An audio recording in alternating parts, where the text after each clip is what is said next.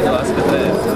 ಅವರೆಲ್ಲ ಸೇರ್ಕೊಂಡು ನೀವು ಮದ್ಯಪಾನ ಮಾಡ್ಕೊಂಡು ಆಸ್ಪತ್ರೆನ ಅವ್ಯವಸ್ಥೆ ಮಾಡ್ತಾ ಇದ್ದೀರಾ. ಹೊಟ್ಟೆ ನೋವು ಬಂದು ನಾವು ಪ್ರಾಬ್ಲಮ್ ಮಾಡಿದ್ರೆ ಏನಾಗೋದು, ಮಕ್ಕಳು ಮರಿ ಇರೋರು ಅಂತ ಹೇಳ್ತಾ ಇದ್ದಾರೆ. ಮೂಲಭೂತ ಸೌಕರ್ಯಗಳಿಗೆ ವಂಚಿಸುತ್ತಿರುವ ಜಿಲ್ಲಾಸ್ಪತ್ರೆಗಳ ಧಿಕ್ಕಾರ.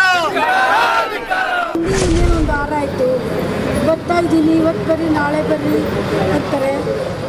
ಮಾತ್ರೆಗಳಿಲ್ಲ, ಹೊರಗಡೆ ತಗೊಳ್ಳಿ ಅಂತ. ಸಾರ್ವಜನಿಕರಿಗೆ ಇಲ್ಲಿ ಮಾತ್ರೆಗಳು ಸಿಗ್ತಿಲ್ಲ ಅಂತ ಅಂದ್ಬಿಟ್ಟು ಇಲ್ಲಿ ಸಿಕ್ಕೋ ಮಾತ್ರೆ ಏನಿದೆಯೋ ಅದನ್ನು ಬರ್ಕೊಡ್ಬೇಕು, ಹೊರಗಡೆ ಬರ್ಕೊಡೋ ಥರ ಇಲ್ಲ. ಇದ್ರ ಮಂಡ್ಯಕ್ಕೆ ಹೋಗಿ ಅಲ್ಲಿಗೆ ಹೋಗಿ ಇಷ್ಟ ಇದ್ರೆ ಮಾಡಿಸ್ಕೊಂಡಿದ್ರೆ ಹೋಗಿ ಅಂತ ಇದು ಮಾಡ್ತಾರೆ. ಏನು ಮಾಡೋದು ನಾವು? ಏನು ಈ ದಿನ ಸಮತಾ ಸೈನಿಕ ದಳದಿಂದ ರಾಮನಗರ ಜಿಲ್ಲಾಸ್ಪತ್ರೆಯ ಅವ್ಯವಸ್ಥೆ ಹಾಗೂ ವೈದ್ಯರ ನಿರ್ಲಕ್ಷ್ಯ ಹಾಗೂ ಇಲ್ಲಿ ನಡೀತಿರುವ ದಂಧೆಗಳ ವಿಚಾರವಾಗಿ ಬೃಹತ್ ಪ್ರತಿಭಟನೆ ಸಮತಾ ಸೈನಿಕ ದಳದ ಹಮ್ಮಿಕೊಂಡಿದ್ದೇವೆ. ಈ ಹೋರಾಟಕ್ಕೆ ಅಂಬೇಡ್ಕರ್ ಸೇನೆ, ಕರುನಾಡ ಸೇನೆ ಹಾಗೂ ರಕ್ಷಣಾ ವೇದಿಕೆ ಹಾಗೂ ನಮ್ಮ ಎಲ್ಲ ಹೋರಾಟಗಾರರು, ಹಿರಿಯ ಹೋರಾಟಗಾರರು ಒಕ್ಕೂಟ, ದಲಿತ ಸಂಘಟನೆ ಒಕ್ಕೂಟ, ಇವರು ಎಲ್ಲರೂ ಸೇರಿ ನಾವು ಈ ಹೋರಾಟ ಮಾಡ್ತಾ ಇದ್ದೀವಿ.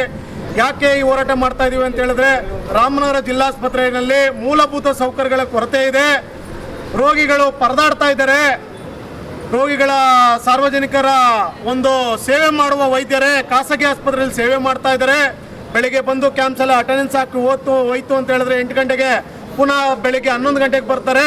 11 ಗಂಟೆಗೆ ಬಂದು ಮಧ್ಯಾಹ್ನ 1 ಗಂಟೆಗೆ ಹೋಗಿ ತಿರ್ಗಾ 4 ಗಂಟೆಗೆ ಅಟೆಂಡೆನ್ಸ್ ಆಗಿ ಮನೆಗೆ ಹೋದ್ರೆ ಮತ್ತೆ ಬರೋದೇ ಇಲ್ಲ. ರಾತ್ರಿ ಪಾಳ್ಯದಲ್ಲಿ ವೈದ್ಯರು ಕೇಳೋರಿಲ್ಲ ಅಂತ ಆಗಿದೆ.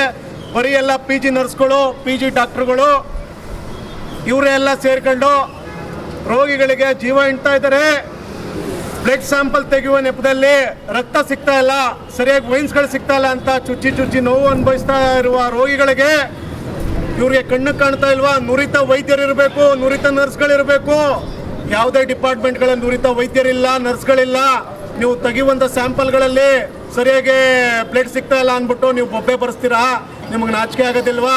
ದಯಮಾಡಿ ನುರಿತ ವೈದ್ಯರು, ನುರಿತ ನರ್ಸ್ಗಳು ಕರ್ಕೊಬನ್ನಿ. ಇಲ್ಲಿನ RM ಡಾಕ್ಟರ್ ನಾರಾಯಣ ಸ್ವಾಮಿರವರು ತಾವು 24/7 ನೀವು ಜಿಲ್ಲಾಸ್ಪತ್ರೆಯಲ್ಲಿ ಕೆಲಸ ಮಾಡಬೇಕು ಅಂತ ಸರ್ಕಾರದ ಸುತ್ತೋಲೆ ಆಗಿದೆ. ನೀವು ಈ ಗೇಟ್ ಬಿಟ್ಟು ಈಚೆ ಹೋಗಂಗಿಲ್ಲ. ಆದರೂ ನೀವು ಖಾಸಗಿ ಆಸ್ಪತ್ರೆಗಳಲ್ಲಿ ನೀವು ದುಡಿತಾ ಇದ್ದೀರಾ. ಸರ್ಕಾರದಿಂದ ಸಂಬಳ ತಗೊಂಡು ಸರ್ಕಾರಕ್ಕೆ ವಂಚನೆ ಮಾಡ್ತಾ ಇದ್ದೀರಾ. ನೀವು ಇಲ್ಲಿ ಹೆಣ್ಣು ಮಕ್ಕಳುಗಳಿಗೆ ಅಸಭ್ಯವಾಗಿ ವರ್ತನೆ ಮಾಡ್ತಾ ಇದ್ದೀರಾ. ಅಕ್ಕ ಅಮ್ಮ ಅನ್ನುವಂಥ ರೀತಿಯಲ್ಲಿ ನೀವು ಬೇರೆ ಭಾಷೆಯಲ್ಲಿ ನೀವು ಹೆಣ್ಮಕ್ಳಿಗೆ ಬಿಂಬನೆ ಮಾಡೋದು. ನಿಮ್ಮ ಮನೇಲಿ ಹೆಣ್ಣು ಮಕ್ಕಳುಗಳಿಲ್ವಾ? ನಿಮ್ಮ ಮನೇಲಿ ಅಕ್ಕ ತಂಗಿರಿಲ್ವಾ?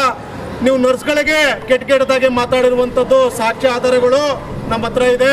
ಈ ಹಿಂದೆ DHO ಸಾಹೇಬ್ರುಗಳಿಗೆ ಕೊಟ್ಟರು ಯಾವುದೇ ರೀತಿ ಗಮನ ಹರಿಸ್ತಾ ಇಲ್ಲ. ಅದೆಲ್ಲ ಸಾಕ್ಷ್ಯಾಧಾರ ನನ್ನ ಹತ್ರ ಇದೆ. ನೀವು ಆಫೀಸಲ್ಲಿ ಕುತ್ಕೊಂಡು ಮದ್ಯಪಾನ ಮಾಡಿರೋದು ನನ್ನ ಹತ್ರ ಫೋಟೋ ಇದೆ. ನೀವು ಆಫೀಸಲ್ಲಿ ಎಣ್ಣೆ ಬಾಗ್ಲು ಮಡಿಕತ್ತೀರಾ. ನಿಮಗೆ ನಾಚಿಕೆ ಮಾನ ಮರ್ಯಾದೆ ಇಲ್ವಾ? ಸರ್ಕಾರದಲ್ಲಿ ನೀವು ಸಂಬಳ ತಗೋತಾ ಇದ್ದೀರಾ. ನೀವೇನು ಅನ್ಕೊಂಡಿದ್ದೀರಾ? ನೀವು ಮದ್ಯಪಾನ ಮಾಡಿ ನೀವು ಕೆಲಸ ಮಾಡಿ ಅಂತ ಹೇಳ್ತಾ ಇದ್ದೀವ. ನೀವು ಏನು ನಿಮಗೆ ನಾಚಿಕೆ ಮಾನ ಮರ್ಯಾದೆ ಏನಿದಿಲ್ವಾ? ನೀವು ಸಹಾಯಕ ಆಡಳಿತಾಧಿಕಾರಿ GA ಅವರೆಲ್ಲ ಸೇರ್ಕೊಂಡು ನೀವು ಮದ್ಯಪಾನ ಮಾಡ್ಕೊಂಡು ಆಸ್ಪತ್ರೆನ ಅವ್ಯವಸ್ಥೆ ಮಾಡ್ತಾ ಇದ್ದೀರಾ. ನೀವೆಲ್ಲ ಒಂದು ಕೊಂಡಿ DS, RM, GA ಹಾಗೂ ಆರೋಗ್ಯ ನಿರೀಕ್ಷಕರಾದ DHO ರವರು ನೀವೆಲ್ಲ ಒಂದು ಕೊಂಡಿ ಆಗಿರ್ತೀರಾ. 30 ಜನನೇ ಅಂತ ಅಷ್ಟೇ ಮಾಡೋದು, ಬೇಗ ಬಂದರೆ ಮಾತ್ರ ಅಂತ ಮಾಡೋದು. ಅದು 3 ದಿನ ಬಿಟ್ಕೊಂಡು ಬನ್ನಿ ಅಂತ ಹೇಳಿದ್ದಾರೆ. ಆದರೆ ಬೇಗ ಬಂದು ಟೋಕನ್ ಇಸ್ಕೊಂಡ್ರೆ ಮಾತ್ರ ಅಂತ ಮಾಡೋದು, ಇಲ್ಲಾಂದರೆ ನೆಕ್ಸ್ಟ್ ದಿನ ಬನ್ನಿ ಅಂತ ಹೇಳ್ತಾರೆ. ಅದಕ್ಕೆ ನಾನು ಮಾಡೋದು ಜಾಸ್ತಿ ಹೊಟ್ಟೆ ನೋವು ಬಂದು ನಾವು ಪ್ರಾಬ್ಲಮ್ ಮಾಡಿದ್ರೆ ಏನಾಗೋದು, ಮಕ್ಕಳು ಮರಿ ಇರೋರು ಅಂತ ಹೇಳ್ತಾ ಇದ್ದಾರೆ. ಫಸ್ಟ್ ಒಂದ್ಸಲ ಬಂದೆ, ಒಂದು 7 ತಿಂಗಳಲ್ಲಿ. ಅವಾಗ ಇದು ಕ್ಲೋಸ್ ಆಗೈತೆ, ತೆಗೆಯಲ್ಲ, ಓಪನ್ ಇಲ್ಲ, ಡಾಕ್ಟ್ರು ಯಾರು ಇಲ್ಲ ಅಂತ ಅಂದ್ಬಿಟ್ರು. ಡೇಟ್ ಕೊಟ್ಟಿದ್ರು, ಆ ಡೇಟಿಗೆ ಬಂದರೆ ಕ್ಲೋಸ್ ಆಗಿಬಿಟ್ಟದೆ ಅಂದರು. ಈಗ ಮತ್ತೆ ಈಗ ಬಂದೆ, ಈಗೂ 3 ದಿನ ಬಿಟ್ಕೊಂಡು ಬನ್ನಿ ಅಂತವ್ರೆ. ಅದು ಜಲ್ದಿ ಬಂದರೆ ಮಾತ್ರ ಟೋಕನ್ ಕೊಡ್ತೀವಿ, ಇಲ್ಲ ಅಂದರೆ 30 ಜನಕ್ಕೆ ಇಲ್ಲಿ ಅಂತ ಅಂತೀನಿ. 30 ಜನ ಏನು ಪ್ರಾಬ್ಲಮ್ ಆಗ್ತಿದೆ?